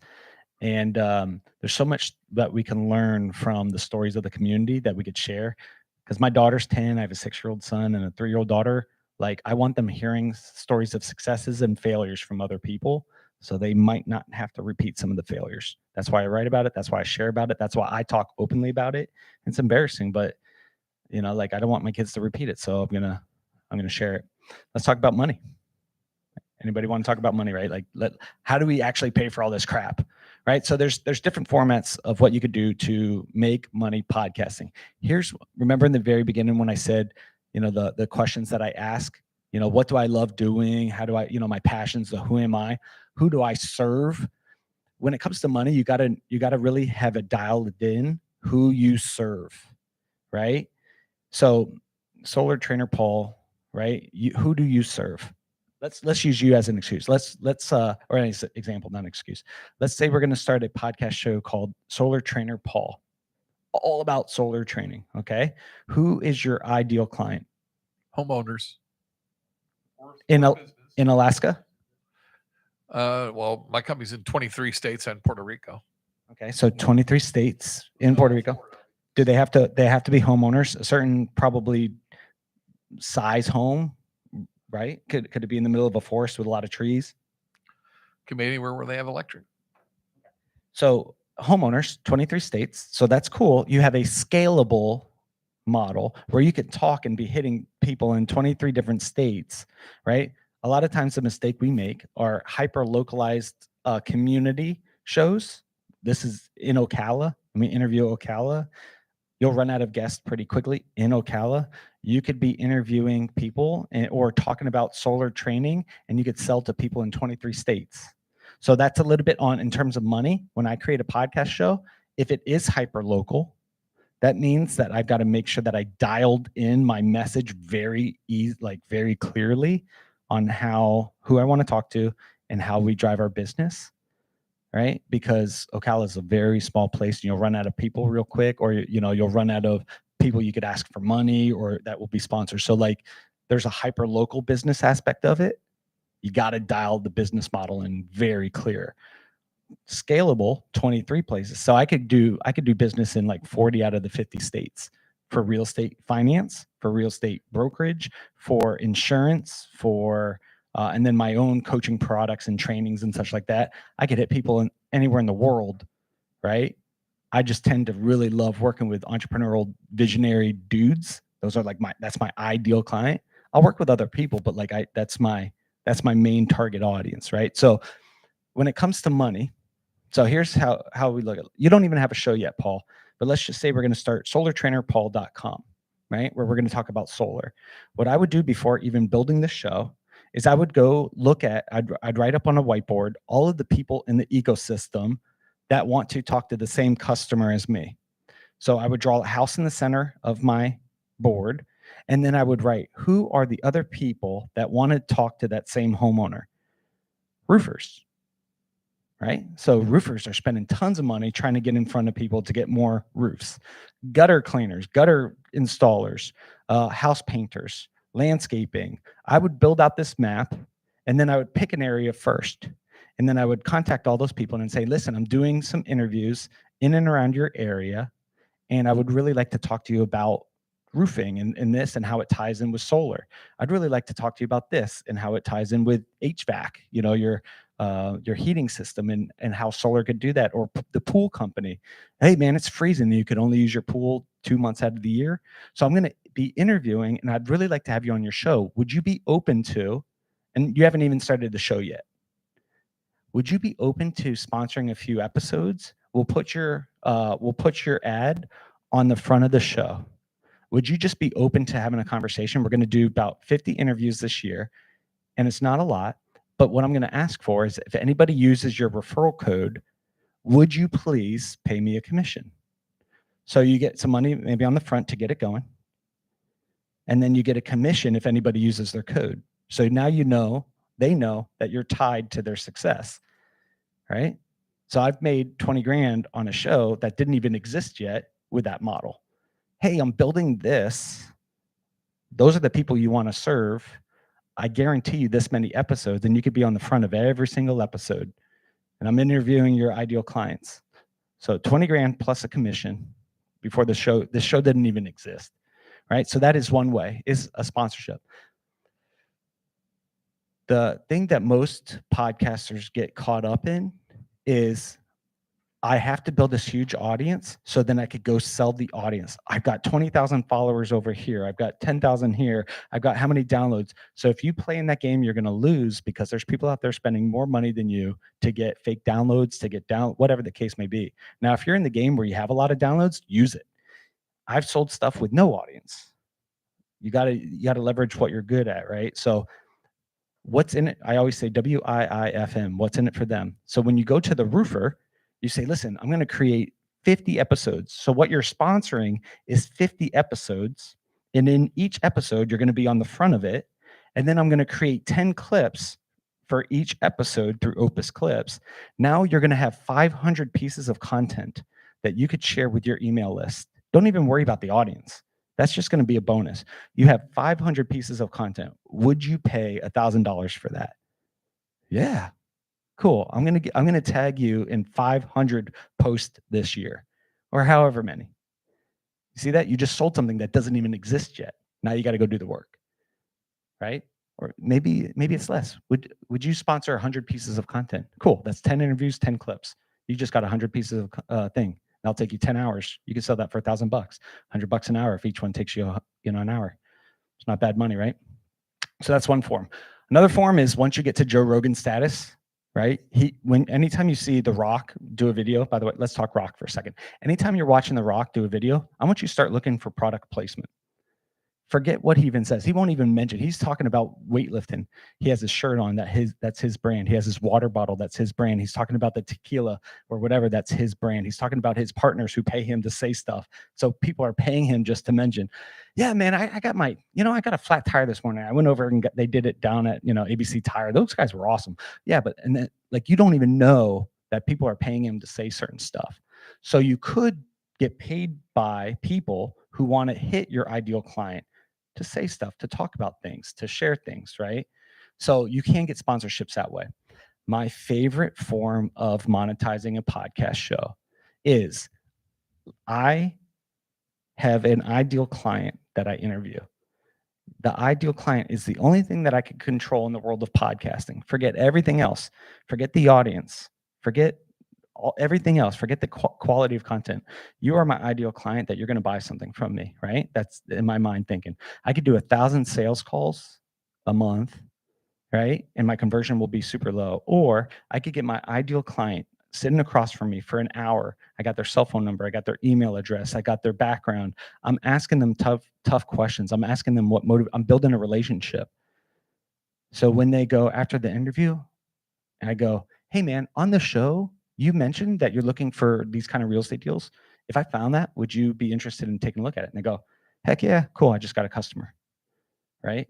So the best form of monetization is why not spend time with your ideal client? Build a relationship. People are going to do business with people they know, like, and trust. I let them know the name of my show is The Deal Scout. I tell people before we even interview, you and I are probably going to do work together. Like, I get paid to put deals together. You're coming on the show because you're a deal maker. There's probably a deal here. Just be ready for that. They already know they're walking into a sale, right? So like, why hide about it? You know, like, why not just be super honest and transparent about it? So that's another form. Another thing that you guys saw is swag. You know, like, we've got coasters. You guys could, I don't know if anybody even uses coasters, but you could pass a few of those back. We have swag. You got a hat. I got books. I've got an online course all about the strategies of podcasting for $297. The first 5 people who get it will get 50% off, right? So you're constantly hearing these kind of things. If you like what you heard today, and this is what you could tell people on the podcast, if you like what you heard today and you want more, you could pay me. So my clients pay me $12.50 a month, and I walk them through strategies. I talk with them, and I spend one-on-one time. So that's a coaching. So that's a monetization strategy. I'm walking people into my sales funnel. You could pay me $12.50 a month, and that's great. You can cancel at any time, but you and I get some one-on-one time, right? And we should do that, because you're going to see this kind of growth, this kind of transformation, this kind of whatever. Or if you're not ready to do that, I have a course that's $300. You're going to get 90% of your questions answered there, and then pay me $12.50 for the questions I didn't answer there. Right? So I'm taking people on this journey. Oh, you're not ready for that? I have a book for you. So why don't, this book, why don't you just have it? Here you go, Paul. Why don't you just have it? And then when you're ready to talk about maybe doing your podcast, the next level will be this. So everything is, I'm taking people on a journey with the people that I want to do business with, the people that I like. We're going on this journey together. Does that make sense, guys? What doesn't work at all is I'll build this huge audience and then I'll sell them something. It's happened maybe 2 times in 2,000 interviews. I just started doing this and it worked, but that's out of 2,000 times in trying. Is I'd be on a podcast show and I go, you know what? Anybody out there who's looking to do a commercial real estate finance deal? Here's my cell phone, 352-274-4500. I would love to take a look at that deal with you. Text me. The next day I got a text. I was like, no kidding, it worked. And it's for a $30 million RV development. Not bad. That's an expensive text message, right? So it works, but very rarely, and you can't control the audience and what they're going to do. You can't control who sits in front of the seat. So that's the only predictable sales model you have. So if I'm investing in something, I want to see a predictable sales model that out of every 100 guests that I sit in front of them, 50 of them are going to do a deal with me. That's a predictable model. Cool. Then let's do 200 interviews. I'm taking everything off your plate. So all you have to do is do 200 interviews this year. Right? That's a predictable model. I know in my head, for every sale that happens out of those 50 people, it's worth 20 grand to me. Cool. I know that I could put this much in. You see that predictable model? That's how the investor, the producer, all these TV shows, they have producers in the background that are thinking, like, how much money could I make on this? What's in it for me? What kind of impact do I have? So that's how I would look at the monetization strategies. Is the only predictable thing you have is the person sitting in front of you. You cannot control, unless you're running ads, you cannot control who's coming to your show, who's listening to the show, except your guest. And there's other monetization strategies within that we can discuss. I could go deeper. It's a little bit in the weeds, but we've got like 15 minutes before we should all get some food and a drink. Yes, Mark. How do you get started? How do I get my podcast? Yeah, Buzzsprout. $10 a month, $20 a month. Yeah, Buzzsprout. Do that. You have a computer already. Even if you have, here you go. Do you have a computer? I'm not giving this if you don't have a computer. Do you have, is it USB-C? Here. That's how to get started. But I have it. Then use it. How do you get started? Go to Buzzsprout. It's gonna say, what's the name of your show? Do you have a domain for it or not? Come up with a cool name. But have in mind these, a couple questions. Who are you? Like, what are you actually doing? right? You don't have to create a crazy, clever name. Like you have 5 businesses, Christine, that you're involved in, right? So you're like, oh man, which show should I start with? Which business should I start with? Should I start with hypnotherapy? Should I start with my wellness? Should I start with my fill in the blank? Or you could do like Joe Rogan, the Joe Rogan show. It could be the Comforting Christine show, the whatever show, right? And you could say, hey guys, I run multiple businesses. And this is just to get to know who I am. I want to share something. Or you could be like me and run 3 shows. Each show has a target audience that we're going across. So how do you get started? Think about who you are and like really what you're offering. No, but they have they have a training program within Buzzsprout, like how to start a podcast show. That's free. I think it's free. My buddy Albin does it, and it's like maybe 15 hours worth of good stuff to really think through. So you could go to that, and then I think they charge like $12 a month or $9 a month, something. You could record your audio on your computer, drag it over, drop it. It's just audio. Use Pod Squeeze to do your show notes or write your own, and you could get started for less than $50 a month. Mhm. Yeah. Yeah.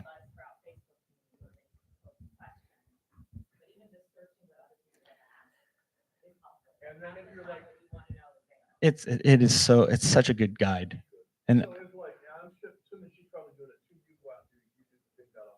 yeah. My assistant does, yeah.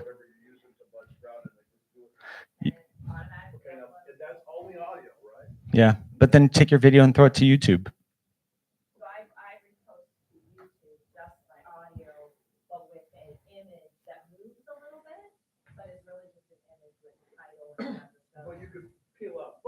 Yeah. Yes. Yeah. So, yeah, man, it doesn't take. Yeah. Yeah. The course I have is a little bit more on the tactics and strategies, especially behind the business side, but it's $297. I'll give you guys, anybody who wants it, I'll give you the link and I'll give you. Yeah, that's what I expect. Buzzsprout has a free program for you. Take a look at that. It's free training. It's phenomenal. It's really good. And they get through on the tactics and the how to. Mine is why should I? And how do I make a lot of money doing it? That's where mine really wants to get. And there's people who just go, Josh, skip all this stuff. I want to fast track it. And that's when they pay me. Hey, just come in. I want to spend a day with you. I want to spend time with you. Let's whiteboard this out. Let's get the brand right. Let's get the strategy right. Let's get the partners right. Let's build that ecosystem before we even launch. Let's fast track this. That's when the consulting comes in, right? Let's see. I said tactics, strategy, monetization. I got equipment. All right. What other thoughts or questions? Or do you guys mind if I ask you some thoughts and questions? So anybody have any thoughts or questions? Or could I ask you questions for the next 5 minutes?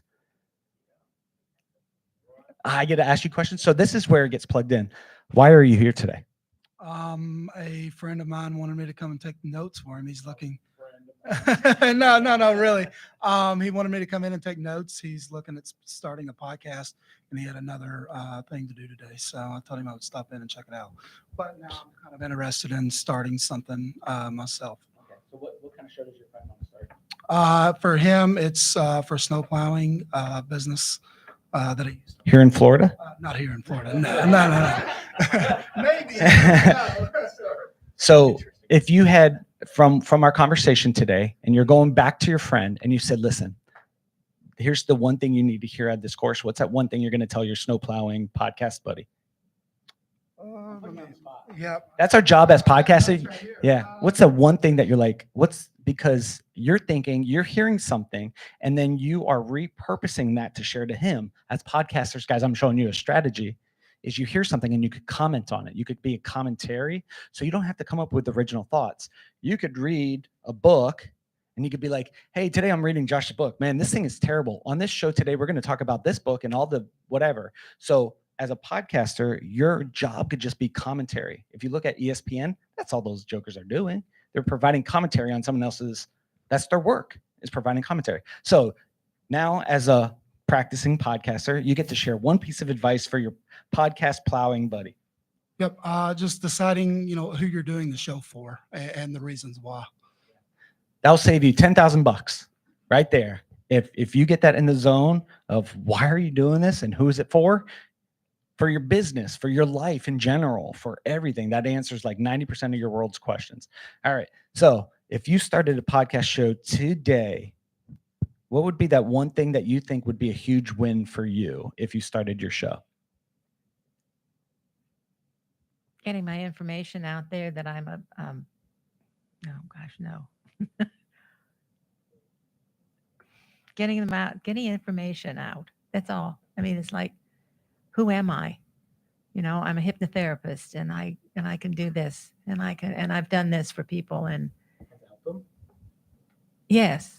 So I could have testimonials and, talk to people. That's, yeah. It's interesting because I came in thinking, oh, well, I was going to learn how to get on somebody else's, but now it's like I can do my own.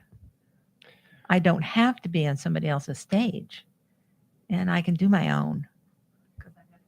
I've got a computer and I've got headphones. So what you gathered from today is why not build my own stage? You can invest in someone else's stage or you could beg them to be on stage. But now you could build your own. You've just been equipped and empowered. You can do this. And then there's people out there. So what you got to think through is who's my ideal client out there who needs my message? For me, uncensored advice for men, it's for dudes. Right? For the Deal Scout, it's for deal makers. For CRE principals, it's commercial real estate people, right? So I have an idea when I'm interviewing someone so you'll just have to think through, if I could have 1,000 people walking through my door, who do I really want to do business with? All right, question. This is my big brother, Steve. Hey guys. Yeah. So my question is, like when you do a Google search, there's algorithms that get you to the top of the page. Yeah. So if you're working with snowplow people, how do you drive your target audience to your business versus the other 8,500 that are out there? For sure. So on your website, one of the website platforms that I use is called Pod Page. Within that, there's SEO, search engine optimization. So I look at all the keywords, which I help gather through like AI, like Pod Squeeze. So it gathers a bunch of like, what are the keywords that we're talking about? So when people are searching, it's searching for these kind of keywords: commercial real estate finance, commercial real estate investing. How do I build passive income? So I just did this yesterday. I typed in ChatGPT, what are the top 100 questions podcasters have or people have about podcasting? That built my structure today of what I should talk about, because people are typing these questions about podcasting and I'm just trying to answer as many of those as possible. So when I do that and then I transcribe it, it has it in conversational form and Google really likes that. So when people are searching, how do I get a commercial real estate loan, commercial finance loan, whatever, mine will pop up pretty high and I'm not paying for any ads or anything like that. So transcription and then keyword tagging is going to be big for how to come to the top. The more niche, the niches are in the richest, the more niche you could get. So my title might be, how do I do finance for a self-storage unit in Florida? Right, that would be, for someone searching that, I'm going to be the top, right? So the more clear you could be on the question, and I put my questions in the titles of all my descriptions. So it's like, how do I invest in real estate by Josh Wilson? How do I do this with so-and-so? Every once in a while, I'll just do something like that helps name or brand one of my partners. So we went to a men's retreat and it was called the Warrior Encounter. So I'll do like Warrior Encounter with so-and-so. So now when anybody's searching their stuff, they're also seeing my stuff. So I'm piggybacking, but also pushing them to it, right? Yeah. Can I give out a resource that might answer some of Christine's questions and please. some other stuff? So if you're looking for guests or you want to be a guest, I joined a couple Facebook groups for like podcast communities, and they're like in the one that I really like has like 64,000 people in that one single Facebook group. And the entire purpose of it is to find a guest or to be a guest on someone else's podcast. And so it's a really easy way. If you're looking for someone to join your show, you just put out a thing like who you're looking for, make it really easy, and then send it out there and people will respond and you send them the link or whatever to your Calendly. Or if you're looking to be a guest, you could put it out there and then you say, this is the type of stuff that I'm that I can talk about. And people who have shows will say, hey, I'd be willing to have you on my show. So if you're looking for any of that sort of stuff, I like doing that as someone who's starting out because I suck. I'm only like 35 episodes in. I'm not great at this yet. And so a lot of times these people that I'm bringing in from that community are also starting out. So I get to learn how to be a better host before I start doing targeted reach out like Josh does on LinkedIn with like a tool called Sales Navigator that, costs quite a bit of money, to really target some really specific high level potential guests. So this is a free, easy, quick way to get guests or to get experience, all that stuff. What's that called? I looked up podcast communities, and I think I can look up the one that I'm. Matchmaker FM. Matchmaker FM, you put your information on, or you could search. So you have to be very clear. I get pitched hundreds of times a day. I mean, it's overwhelming enough to I created an automation that sends them to a file, and I don't look at it unless I need people. Be very clear when you're reaching out to someone. One, you really want to get their attention, go listen to their show. Download it, subscribe to it, write a review of their show. When you reach out to them, say, hey, I just listened to your episode with Josh. I just gave you a 5-star review, and I think it's awesome. And I shared that with my community. I've already shared it with a few friends. I think I'd be a really good guest because I think I could help talk about private equity. But man, I'd like to do a deal with you because we're looking for a real estate deal. Would you be open to an interview?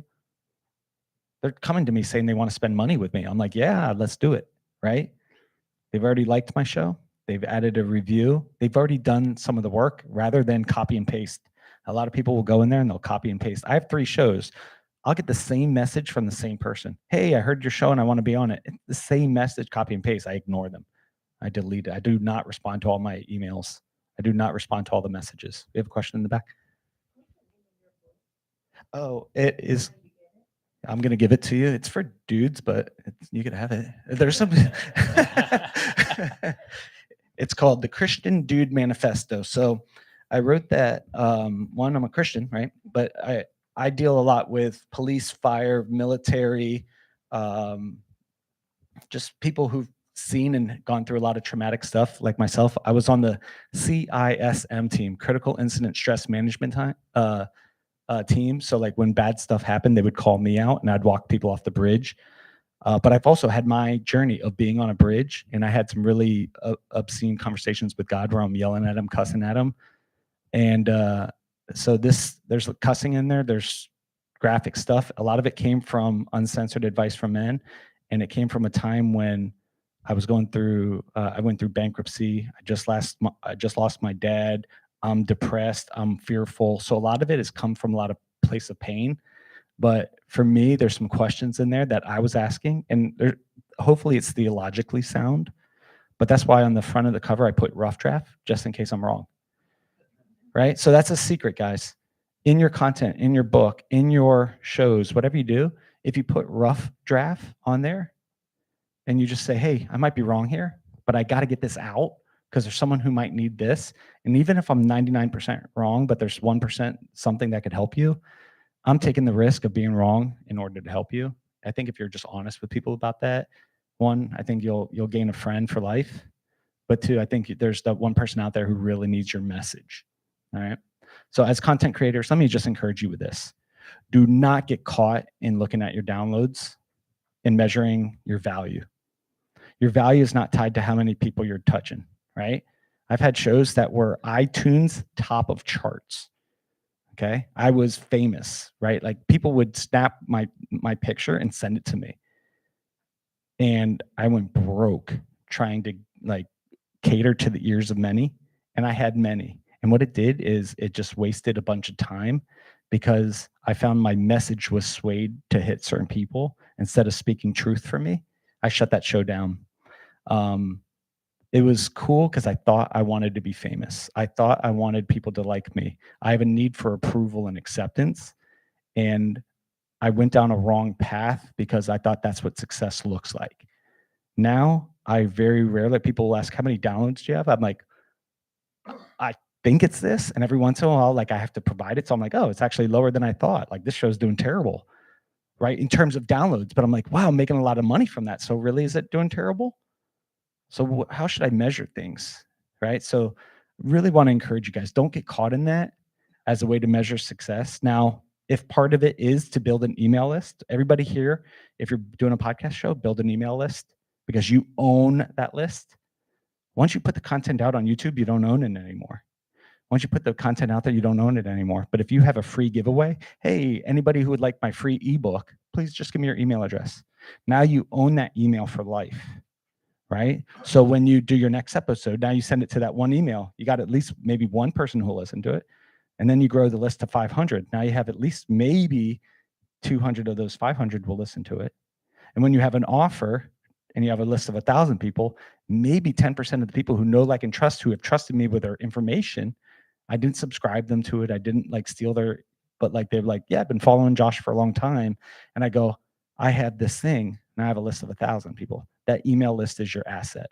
But let me just encourage you, don't measure your value or your success based on your listeners, because you might do 100 episodes before you get 100 listens. It's just the use, like, that's just normal. I'll show you some ways to smart hack that where you could grow a little bit faster. But your guest should at least listen to their episode. So if you do 100 interviews, you'll at least have 100 listens, right? And then listen to yourself. Nope, take that back. Don't listen to yourself. Get it out there, ship it, go. Move on to the next one. All right. So what we're going to be building, and I'm looking for this. I'm looking for podcasts to be partners with me. I want to invest in podcasts. But it has to be able to answer that question. Like, what's in it for me? Who's your ideal client? So if you could answer those kind of questions of like, this is who I am. This is exactly what I do. This is who I do it for. This is how there's a monetization plan. Even if it's like a little fuzzy, but I could see those three things being worked out, then I'm interested in investing and doing a show. We have a community, Podcast Host Armies, for podcasters only. So once you have a show kind of up and running, we have a community. It's going to be $7 a month, but every week we're going to do this kind of training just to give education and training and such like that. So if you have a podcast show, because what I don't want is I don't want a PR firm to come in here and just hound those people for guests. Like, I just want a little tight-knit community that it's not pitching and selling within it. There's stuff to buy for sure. But like, I know the only way that I'm going to scale is helping 1,000 podcasters launch a podcast show, build and grow and scale a podcast show. And if you don't have a podcast show, we have a course that talks about the strategies that digs into those questions a little bit more. And then I got friends who could help with the production and stuff like that. Podcast Town is a great producer. So if you've got a couple grand a month to spend on high level production, those guys are the bomb. They're incredible. My friend LZ is just phenomenal at what he does. So other than that, love you guys. We're done. We could hang out for a little bit. If you have any other questions, let's chat, but that's about it today. Thanks for coming.